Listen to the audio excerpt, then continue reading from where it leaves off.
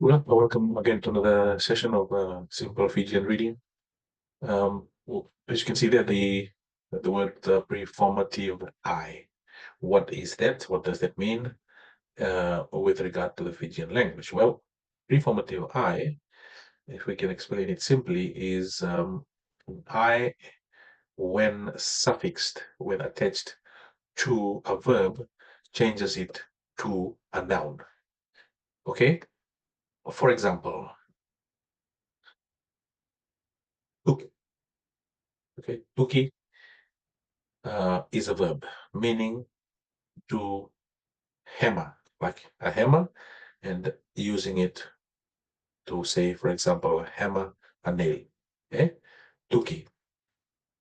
You know, the preformative I, what it does is adding it in front of ituki. In this case, we just have it also as capital letters. Ituki changes it from a verb to a noun. Can you think of another example? Romba. Romba. Romba with the emphasis on the I at the end. Romba meaning to slap. So, sorry, not suffixing. I'm correcting that in the first one. It's like prefixing, attaching it before romba as a verb, attaching the e, the preformative I, changes it from a verb to a noun, iromba, from slapping someone to the slap or a slap. Okay. Uh, if somebody comes back from a dip in the river or a creek or the sea, maybe the mother will say to the child, Waka ma mother. Waka ma mother.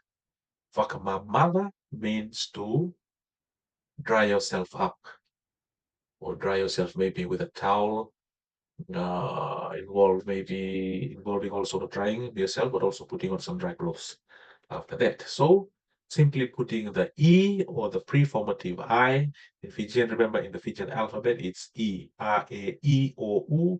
So the I is E in Fijian. So putting the E before vakamamada as the verb changes that to ivakamamada, meaning what um, what is the instrument for drying oneself up? Say, for example, a towel. Ivakamamada could be the clothes that you provide so that dry clothes to for that person to change from the wet ones that he's wearing to the dry ones that you're giving. That is the ibagamamata. Well, there you go. The preformative I, the Fijian, that changes verbs to nouns by simply attaching the e or the preformative I in front of the verb, changing the verb into a noun.